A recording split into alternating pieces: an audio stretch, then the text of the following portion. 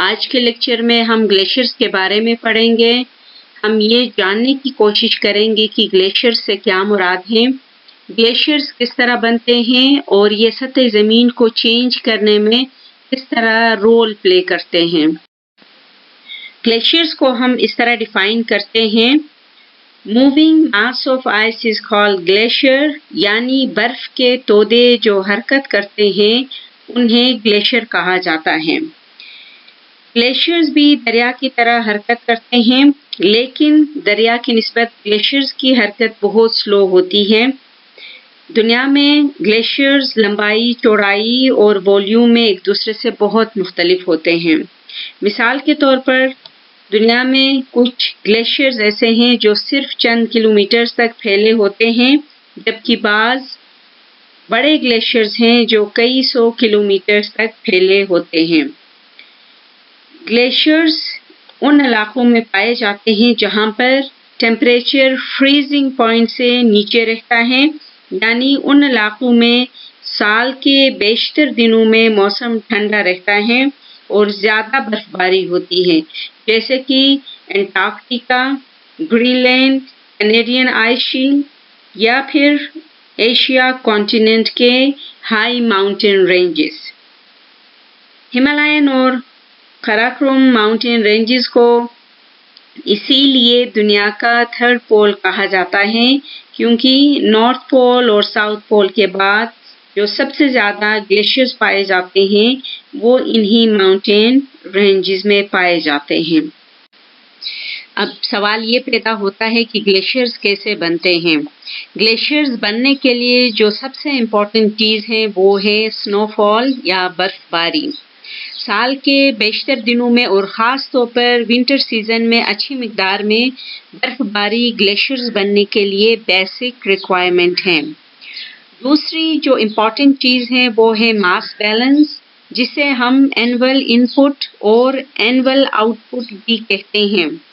ماس balance سے مراد کسی بھی جگہ پر سال میں کتنی برف جمع ہوتی ہے. یہ تو آپ سب جانتے ہیں کہ سردیوں میں جو برف باری ہوتی ہے اس کی اچھی خاصی مقدار گرمیوں میں میلٹ ہو جاتی ہے یا پگھل جاتی ہے. یہ میلٹنگ پروسیس ڈیپینڈ کرتا ہے اس علاقے کے ٹیمپریچر پر. جتنا زیادہ ٹیمپریچر ہوگا، یعنی جتنی زیادہ گرمی ہوگی، اتنی تیزی سے یہ برف میلٹ ہو جائے گی.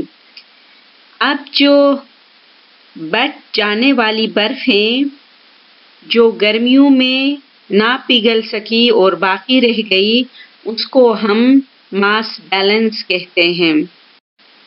یہی ماس بیلنس یا بچ جانے والی برف اس علاقے میں ہر سال لیئرز کی صورت میں جمع ہوتی جاتی ہیں.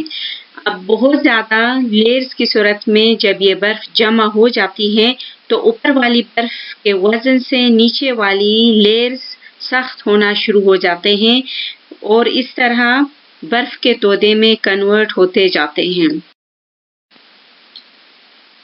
جب برف کے تودے کا والیوم اور ویٹ بڑھ جاتا ہے تو وہ آہستہ آہستہ ایکومولیشن ایریا سے ابلیشن ایریا کی طرف موو کرنا شروع کر دیتا ہے. یہ موومنٹ اس کے اپنے ویٹ اور فورس آف گریوٹی کی وجہ سے ہوتی ہے. اب یہاں پہ ہمیں ایکومولیشن ایریا اور ابلیشن ایریا کو سمجھنے کی ضرورت ہے. ایکومولیشن ایریا اس ایریا کو کہتے ہیں جہاں پر برف جمع ہوتی ہے. یہ وہ جگہ ہے جہاں پر ٹیمپریچر ہمیشہ فریزنگ پوائنٹ سے نیچے رہتا ہے اور سارا سال برف باری ہوتی ہے. جبکہ ابلیشن ایریا اس ایریا کو کہتے ہیں جہاں ٹیمپریچر کمپیریٹیولی زیادہ رہتا ہے، جس کی وجہ سے گلیشیئر میں میلٹنگ پروسیس سٹارٹ ہو جاتا ہے.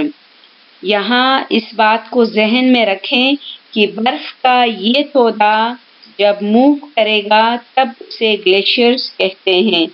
اگر وہ حرکت نہ کرے تو ہم اسے گلیشیئر نہیں کہہ سکتے ہیں.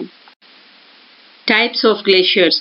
دنیا میں گلیشیئرز کو دو بنیادی حصوں میں تقسیم کیا گیا ہے. فرسٹ ٹائپ کے گلیشیئر کو الپائن گلیشیئر کہا جاتا ہے، جبکہ سیکنڈ ٹائپ کے گلیشیئر کو کانٹیننٹل گلیشیئر کہا جاتا ہے. Alpine glacier. अल्पाइन ग्लेशियर को माउंटेन ग्लेशियर या वैली ग्लेशियर भी कहते हैं क्योंकि ये पहाड़ की चोटियों में या वादियों में पाए जाते हैं। हमारे गिलगित बल्तिस्तान में जितने भी ग्लेशियर्स हैं वो सब अल्पाइन टाइप ऑफ ग्लेशियर में शुमार होते हैं। अल्पाइन ग्लेशियर को उनके शेप के बेसिस पर मज़ीद हिस्सों में तकसीम किया गया है। फॉर एग्ज़ाम्पल फर्स्ट टाइप के जो ग्लेशियर हैं अल्पाइन ग्लेशियर के टाइप में वो हैं एक्सपेंडेड फुट टाइप ग्लेशियर। इस किस्म के ग्लेशियर में बर्फानी मवाद में इतनी तेज़ी से इजाफा होता है कि वो वादी में गुजरने के साथ साथ अपना मवाद इर्द गिर्द के इलाकों में फैला देता है। अलास्का में टोको का ग्लेशियर इस किस्म की बेहतरीन मिसाल है। सेकंड टाइप ऑफ ग्लेशियर को डेंड्रेटिक टाइप ऑफ ग्लेशियर या दरख्तनुमा ग्लेशियर भी कहा जाता है। इस किस्म के ग्लेशियर में एक बड़े ग्लेशियर में अतराफ से बहुत सारे छोटे ग्लेशियर शामिल हो जाते हैं जिसकी वजह से उनकी शक्ल दरख्त के शाखों की तरह लगती हैं। अलास्का में बहुत सारे ग्लेशियर्स इस टाइप के ग्लेशियर में हमें मिलते हैं। हॉर्सशू टाइप ऑफ ग्लेशियर भी अल्पाइन ग्लेशियर के टाइप में शुमार होते हैं। ये ज़्यादातर कनाडा और यूएसए के पहाड़ी इलाकों में पाए जाते हैं। ये जिसामत के लिहाज से ज़्यादा बड़े नहीं होते और अक्सर दूसरे बड़े ग्लेशियर्स का हिस्सा मालूम होते हैं। जब वैली ग्लेशियर्स वैली से निकलकर मैदानी इलाकों तक फैल जाएं तो उन्हें पीडमाउंट ग्लेशियर्स कहा जाता है।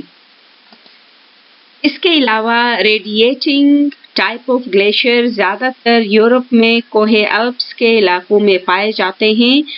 उनकी शक्ल छतरी नुमा होती है इसलिए उन्हें छतरी नुमा ग्लेशियर कहा जाता है। इसमें बड़े ग्लेशियर से मुख्तलिफ छोटे ग्लेशियर्स अतराफ की तरफ फिसलते नजर आते हैं लेकिन बाद में किसी एक मुकाम पर सब के सब आपस में मिल जाते हैं। इस वजह से इनको रेडिएटिंग टाइप ऑफ ग्लेशियर कहा जाता है।